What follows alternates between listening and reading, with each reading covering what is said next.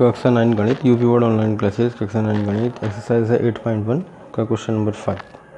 दर्शाइए कि यदि एक चतुर्भुज के विकर्ण बराबर हैं और परस्पर समद्वि विभाजित करें तो वह वर्ग होगा। यह हमें सिद्ध करना है।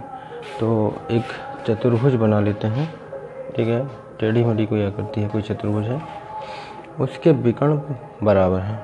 मान लीजिए ABCD एक चतुर्भुज है, इसके विकर्ण बराबर है। यहाँ टेढ़ा दिख रहा है तो टेढ़े में तो बराबर होंगे नहीं, एक बड़ा होगा एक छोटा होगा, परंतु कहा है कि आकृति हो सकता है कि सीधी रही हो।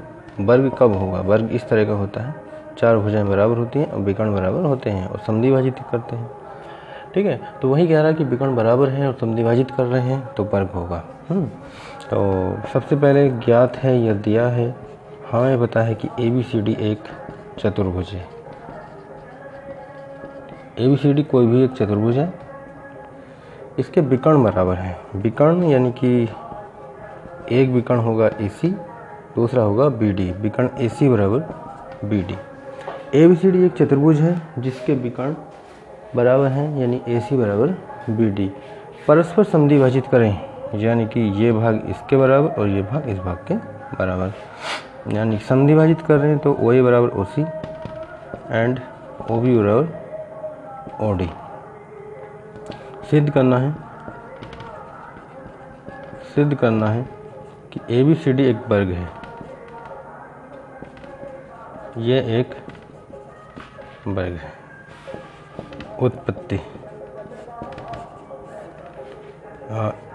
चतुर्भुज ABCD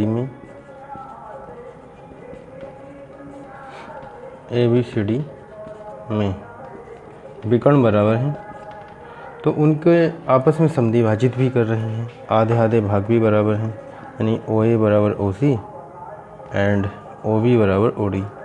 तो ये जब पूरे बराबर हैं तो इनके आधे आधे भाग भी बराबर होंगे। OA बराबर OC बराबर OB बराबर OD। AC BD के बराबर है। ये पूरा AC पूरे BD के बराबर है, तो इनका आधा भाग ये आपस में बराबर है, समद्वि विभाजित कर रहे हैं। तो ये पूरा इस पूरे के बराबर है, तो इनके आधे आधे भी बराबर होंगे। ये बात कंफर्म हो चुकी है। तो आधे आधे भी बराबर है, यानी कि ये भाग इसके बराबर, ये इसके बराबर, ये आपस में बराबर। अब बताती है कि ये त्रिभुज, ठीक है, ये बराबर है, ये बराबर है, ये बराबर है। इस त्रिभुज में ये भुजा इस भुजा के बराबर है। बराबर भुजाओं के सामने के कोण भी बराबर होते हैं। ये कोण इस कोण के बराबर होगा। ऐसे ही ये इसके बराबर है तो ये कोण इस कोण के बराबर होगा, ठीक है। तो ये त्रिभुज इसके सर्गांशम हो जाएगा, यानी कि किसी त्रिभुज को सर्गांशम होने के लिए दो भुजा और एक कोण बराबर होना चाहिए, या दो कोण और एक भुजा। इसमें है दो भुजा दो कोण आ रहे हैं, है ना। तो इसका मतलब क्या हुआ? सर्गांशम है। ये इसके सर्गांशम है। ऐसे ही ये भी सर्गांशम होगा। ये बराबर है, इसके सामने कोण ये, इसके सामने कोण ये बराबर होगा। ये बराबर है तो इनके सामने के कोण भी बराबर होंगे। चूँकि लिख सकते हैं OA बराबर OB बराबर OC, ये दिया ही है OD। तो ये कोण ये सब आपस में बराबर होंगे। एंगल OAB बराबर होगा एंगल OBA बराबर होगा एंगल OBC बराबर होगा एंगल OCB बराबर होगा एंगल OCD बराबर है एंगल ODC बराबर है एंगल ODA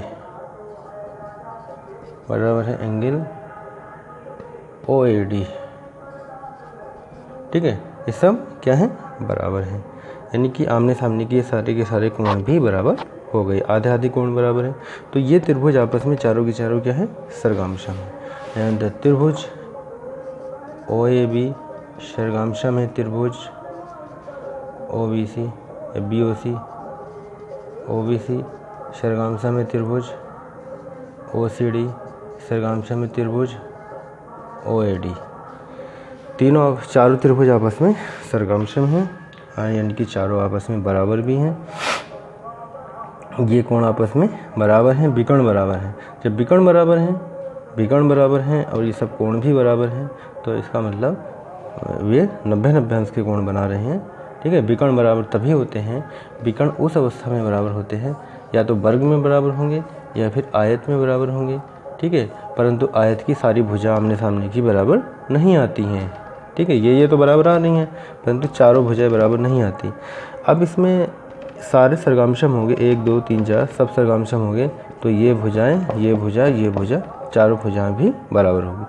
आयत में क्या होता, आमने सामने ये इसके बराबर होता, ये इसके बराबर होता, परंतु इसमें चारों बराबर भी हैं, यानी चारों बराबर भी हैं, विकर्ण भी बराबर हैं, विकर्ण समद्विभाजित भी कर रहे हैं, ये कोण भी बराबर, तो ये कोण 90 90 रहे होंगे, चारों भुजाएं भी बराबर आ गई हैं आमने सामने की ये सारी भुजाएं, यानी कि AB बराबर BC बराबर CD बराबर DA। जब ये सरगामशम हो गए तो ये भुजाएं चारों आपस में बराबर होंगी, तो ABCD क्या हो जाएगा, एक वर्ग है। अतः ABCD